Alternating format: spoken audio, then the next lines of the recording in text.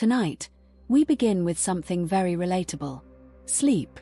Or more accurately, how medieval people slept, which turns out to be far weirder than most of us could imagine. Have you ever woken up in the middle of the night and panicked, thinking something was wrong? In the Middle Ages, that wasn't a problem. It was the schedule. They called it first sleep and second sleep, a natural two-part night with a waking hour in between for prayer, chores, or even intimacy. And that's just the beginning. What did they sleep on? Straw, usually, often with a pig or a chicken for warmth. And privacy. There was none. Whole families, strangers at inns, even monks in freezing dormitories all shared beds without a second thought. How did they stay warm? They wore hats. Not for fashion, for survival. And when the fleas and lice became unbearable, they burned herbs and hoped for the best. So before you complain about your memory-foam mattress, settle in, because the medieval bedroom was stranger, smellier, and far more crowded than you ever imagined. If you enjoy these quiet journeys into history's forgotten corners, take a moment to subscribe to Little Historical. And let me know in the comments where you are watching from and what time it is for you. Now, dim the lights, perhaps a blanket, and let us begin. Before electricity, TikTok, and sleep hygiene influencers, medieval people approached nighttime with a schedule that would baffle the modern melatonin enthusiast. It was called segmented sleep, a natural two-part sleep cycle, split neatly in half like a stale medieval biscuit. The routine was simple. After sundown, most people turned in early, drifting off into what was known as first sleep. Then, after about 4 hours, they would wake up deliberately and spend the next hour or two doing what can only be described as medieval midnight multitasking. This wasn't considered insomnia. It was just how sleep worked. The watch period between the two sleeps was seen as practical, useful, and occasionally alarmingly social. People used this time to pray, read religious texts, tend fires, or check their livestock, because nothing ruins your REM cycle like wondering if your goat is still in the yard. And yes, this was also considered the ideal time for intimacy. Medieval physicians and marriage manuals noted that the body was well rested and calm of mind during this period, which sounds like a polite way of saying too tired to argue. So, if you ever thought you were romantic for waking up early to make your partner coffee, just know your ancestors were setting the bar very differently. The second sleep would follow this interlude, lasting until sunrise. Everyone from monks to farmers participated in this nightly rhythm. Even literary figures like Chaucer casually mentioned it, which means that yes, even in medieval literature, people were writing about not sleeping properly. Oddly enough, modern science has suggested that segmented sleep might actually be more natural for humans. The two-sleep cycle aligns with how our circadian rhythms work in the absence of artificial light. So the next time you find yourself wide awake at 2 a.m., don't panic. Just whisper, "Ah, yes, the watch has begun," and go tend a symbolic fireplace. It wasn't until the industrial era, with factories, gas lamps, and the growing fear of unproductivity, that humans began to enforce the idea of 8 uninterrupted hours, as though sleep were a timed sport. In the medieval world, waking up in the middle of the night wasn't failure. It was the schedule. And everyone was on it, whether they liked it or not. But what did they actually sleep on? Straw, mostly. And that straw came with its own set of challenges. Because once you finished your midnight prayers or your whispered conversations in the dark, you still had to crawl back into a bed that was often damp, itchy, and already occupied by fleas, lice, and sometimes a pig. And that, dear listener, is where our next strange habit begins, the medieval bed itself. And that, dear listener, is where our next strange habit begins, the medieval bed itself. Let's talk about beds, or rather, the medieval approximation of them. In today's world, we obsess over thread counts, memory foam, cooling gels, and whether a mattress is cloud-like. In medieval Europe, a bed was often just a pile of stuff that used to be alive, now flattened under the weight of poor sleep and unspoken regrets. The typical peasant bed consisted of a straw mattress known as a pallet star. This was literally straw or hay stuffed into a sack of rough fabric, if they had the luxury of a sack. If not, it was just straw on the floor, possibly damp, possibly already claimed by a cat. These pallets were not comfortable, but they were better than nothing, which was the alternative. Straw was cheap, plentiful, and good at insulating against the cold. It was also great at harboring insects, lice, and the occasional field mouse, which made sleeping an exercise in cautious stillness. If it itched, you ignored it. If it bit, you just shifted slightly and hoped for the best. If a family had a bit more money, or at least a functional back, they might elevate the straw mattress onto a wooden frame. This didn't change the sleep experience dramatically, but it did reduce the chances of waking up with beetles in your ear. Slightly. Linens were a rare treat. Most people slept in the clothes they wore all day. Pajamas weren't really a thing, and neither was personal space. Whole families, children, parents, maybe a grandparent, all slept together in the same space, sometimes on the same straw pile. If you got too warm, you could always roll into your cousin's elbow. There was something almost intimate about this arrangement, though not in the way we might think. In the darkness, with bodies pressed together for warmth, boundaries blurred. A hand could rest on a shoulder without intention. A whisper could be exchanged that no one else would hear. The family bed was a place of both survival and secrecy, where the line between necessity and desire sometimes faded. And then there were the animals. Pigs, dogs, chickens, they all shared the same cramped quarters. A hog snorting beside the hearth, a cat curled at the foot of the mattress. Their warmth was welcome, their smell was not. But in a world without central heating, you didn't complain. You just pulled the blanket tighter and hoped the pig wouldn't roll over. Nobles, of course, had proper beds.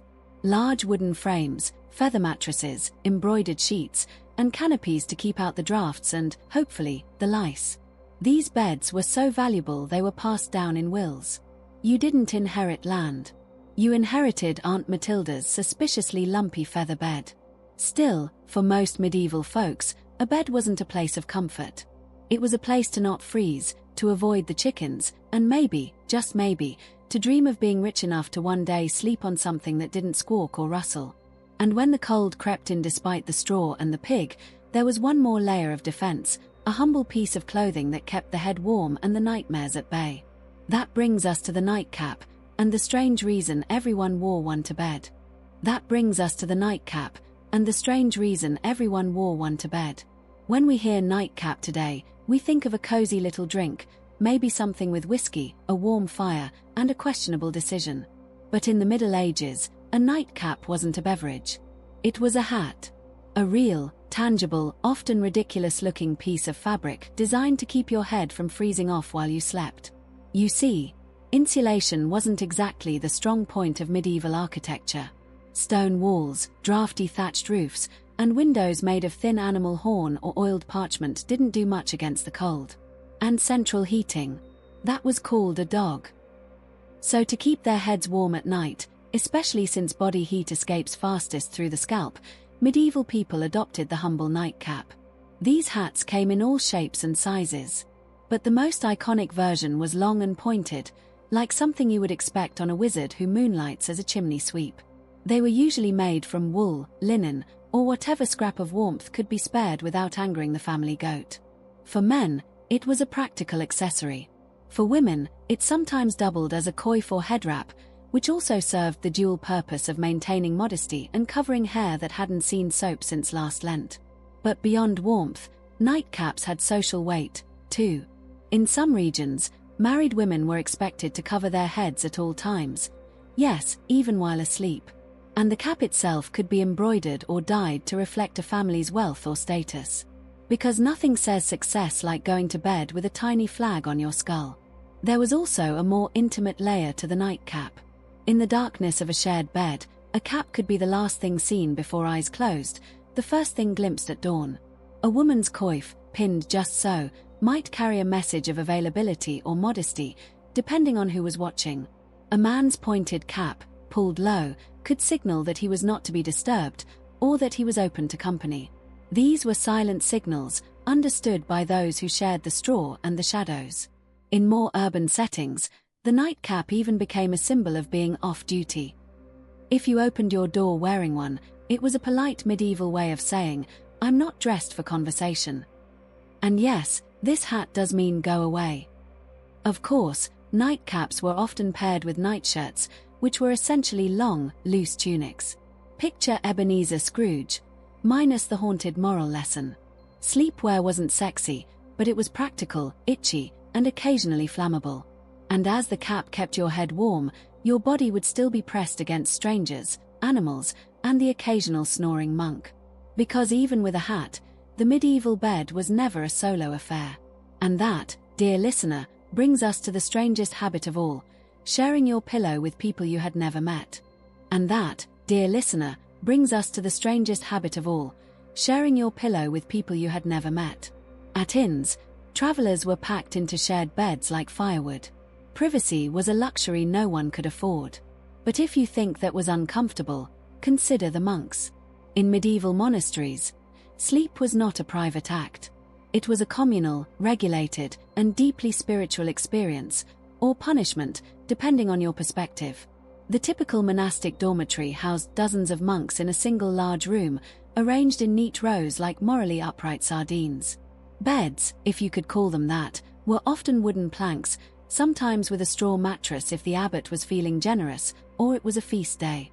You slept fully clothed, not out of modesty, but because getting dressed in the dark at 2 a.m. for prayers was more painful than just going to bed already prepared. The monastic uniform, including robe, belt, and sandals, doubled as spiritual armor and poor insulation. If you got cold, you layered up. If you got hot, well, no, you didn't. There were no pillows, no privacy curtains, and absolutely no talking. Silence was enforced, not suggested, under the rule of Saint Benedict. If you rolled over and groaned too loudly, you might find yourself on chamberpot duty for a week. Snoring, however, was a grey area. You couldn't control it, but if it became disruptive, the Lord might still hold you accountable, or at least your cellmates would. Lighting was minimal. One candle, maybe. You didn't need to see. You just needed to lie still and not sin. That was the goal. But the true test of monastic sleep came in the dead of night, when the bell tolled for matins star. The first service of the day began long before dawn, often at 2 o'clock or 3 a.m. The entire dormitory would shuffle to the cold, candlelit chapel to chant psalms for an hour or more, trying desperately not to fall asleep on their feet. There are records of monks being punished for dozing mid-prayer, extra chores, more prayers. You fell asleep in matins. Congratulations, you now get to lead the next one. After the service, they would return to bed for their second sleep, or in stricter orders, move straight into study or manual labor. Why so early? The idea was to sacrifice comfort and dedicate the first and quietest part of the night to God, uninterrupted by the temptations of daylight, warmth, or REM cycles. It was a powerful symbol of devotion. Or at least it was once you got over the numb feet, the candle smoke, and Brother Ambrose's off-key chanting. Some monks even slept sitting up, just to avoid any hint of luxury, or dreams, or circulation. Compared to this, the peasant's straw pile and snoring pig seemed almost luxurious. At least the pig didn't judge you. And with that, the medieval night finally gives way to dawn, but the strange habits of our ancestors linger in the dark, waiting for us to close our eyes once more.